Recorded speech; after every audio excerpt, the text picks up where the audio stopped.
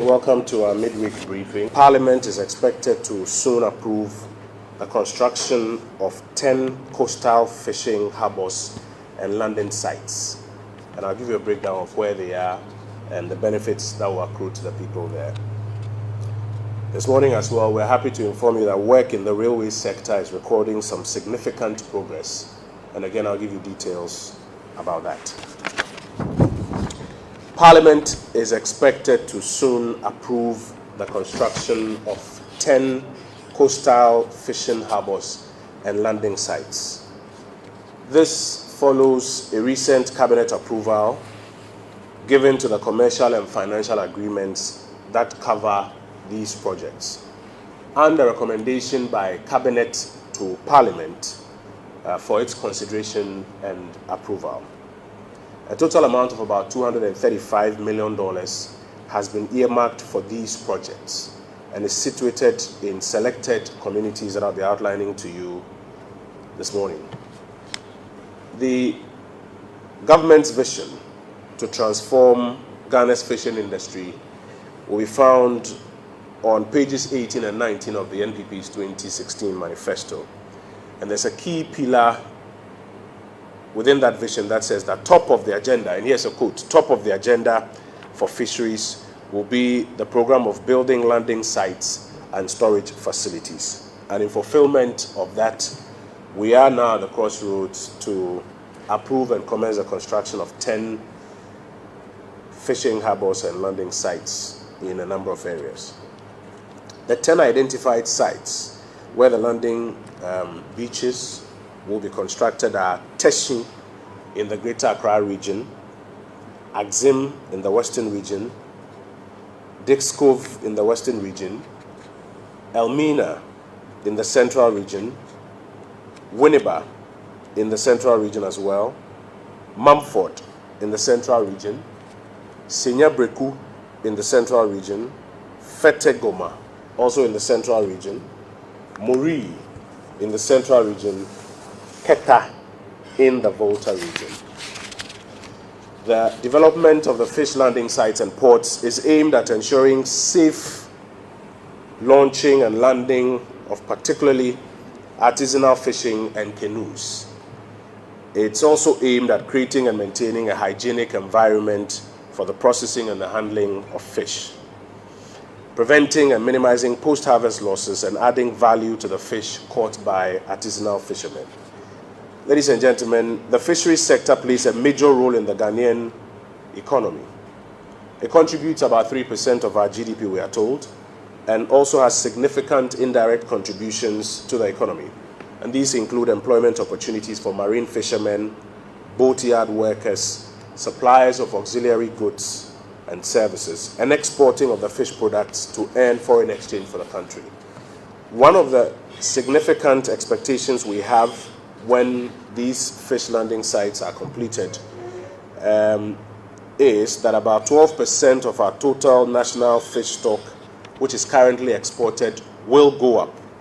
And the completion of this project is expected to increase export volumes and directly increase the foreign exchange earnings of the country. There is an 11th landing site or fishing harbour that is to be constructed, but that is not to be constructed under the commercial and financing agreements that are currently before Parliament. That is to be constructed with a grant from the Chinese government, and that is the Jamestown Fishing Port Complex project. We have secured a grant for that one. That one doesn't, of course, require parliamentary approval, so you won't find it in the list that is going to Parliament. So that's a quick update on the fish landing sites that are about to be constructed. Second subject I want to update you on is that work in the railway sector is recording significant progress. Ladies and gentlemen, the railway sector has seen some major rehabilitation works in less than 2 years of the Akufo-Addo administration, and we want to update you of the kind of progress that's going on there. I'll speak to you this morning about the Western Line, about the Eastern Line. I also speak to you about what we call the Central Spine, the Ghana-Burkina Railway Interconnectivity Project, and then the development of the metro or light rail transit systems under railways. Now, the rehabilitation of the existing 56-kilometer narrow gauge line from Kojo to Takwa through Nsuta is nearing completion. This will lead to the restoration of passenger rail services from Takwa to Takrady for the first time since 2007. The freight service from the manganese mine at Nsuta to Takrady is in operation, and the ongoing rehabilitation has also led to a spectacular reduction of the number of derailments and incidents that occur on the line. In 2017, due to the total deterioration of the Western line, a total of about 700 major and minor incidents were recorded on that line, 2017, including derailments. The average incidents, including derailments, since January 2018, when rehabilitation commenced in earnest, are 5 incidents per month, down from an average of about 60 incidents per month in 2017. The aim is to reduce the incidents to the barest minimum and make it an exception rather than the rule. We are also constructing a new standard gauge line along the Western line, and the construction of this new standard gauge railway line from Kojo to Manso, a distance of 22 kilometers, is also progressing steadily. It's being funded by the government of Ghana, and work on it is progressing steadily. On the Eastern line, the Ghana Railway Company Limited, with its own workforce, commenced rehabilitation works on the 70-kilometer narrow gauge section of the Eastern Railway line from Accra to Nsawam and Accra to Tema.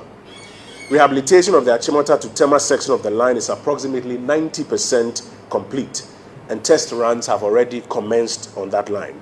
It's our expectation that once we are done with the test runs and it's fully certified to commence full operation, then we'll open it up for full operation. Work is ongoing on the Achimota to Accra Central section of the line and the Achimota to Nsawam section of the line, and this will be completed before the end of 2018. 10 existing passenger coaches have also undergone refurbishment and will be put on that line once it's completed and certified for work. This is expected to enhance passenger comfort when the suburban commuter service reopens on this line. We are also working towards constructing a new standard gauge along that line. The procurement process to develop a new standard gauge for the Eastern Railway line with a distance of 340 kilometers is also ongoing. This from Accra, Tema to Kumasi, with a branch line from Bososo to Chebi. 8 consortia have submitted their final bids as at October 11, 2018, and government will complete negotiations with the most preferred concessionaire before the end of this year to develop the project on a build, operate, and transfer basis. And feasibility studies have been undertaken by government on the proposed 596-kilometer greenfield railway line from Kumasi to Paga. That's what we call the central line. The construction of the line will be undertaken in sections: Kumasi to Buipe section, Buipe to Tamale section, Tamale to Paga section, with a branch line from Tamale to Yendi. This is significant because it will be the first time since 1898, when the British introduced the railway into the then Gold Coast, that the railways will go beyond Kumasi. And the President promised that this will get to Paga. That was his vision. And this is an update of where we are in fulfilling that vision. Let me also quickly mention to you work on the Ghana-Burkina Railway Interconnectivity Project. A permanent joint committee of experts from both Ghana and Burkina Faso was established in December 2017 to facilitate the development of the rail link between the Tema port and Ouagadougou. You know, Burkina is a landlocked country, and therefore they will require a channel like this to move their goods up and also service other countries upstate. The activities of the committee led to the engagement of a transaction advisor whose services encompasses undertaking feasibility studies and providing technical advice to both countries in the engagement of a private sector investor to develop the line on a BOT basis. A short list of 12 prospective concessionaires has been made following an expression of interest process. It is expected that the international procurement process will be completed by the middle of 2019 to pave way for the construction of the line to commence also in 2019. And then finally, I want to give you an update on the metro or light rail transit systems that you may have heard about recently.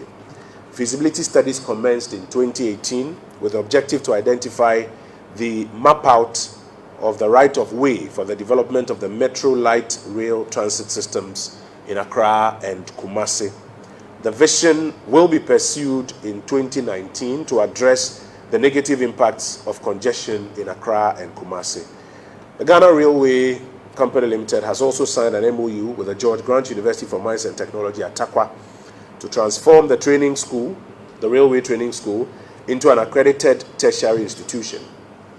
Under this MOU, the school will in 2019 commence to run courses in railways related subjects such as railway engineering, signaling and telecommunication, and infrastructure development to build a core of Ghanaian professionals in the railway sector.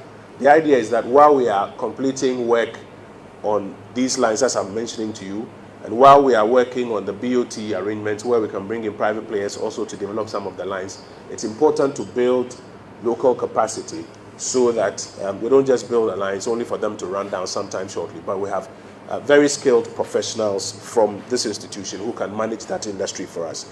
The railway location workshop is also being modernized and equipped to become a one-stop workshop to serve the railway, mining, petroleum, and agricultural industries in Ghana.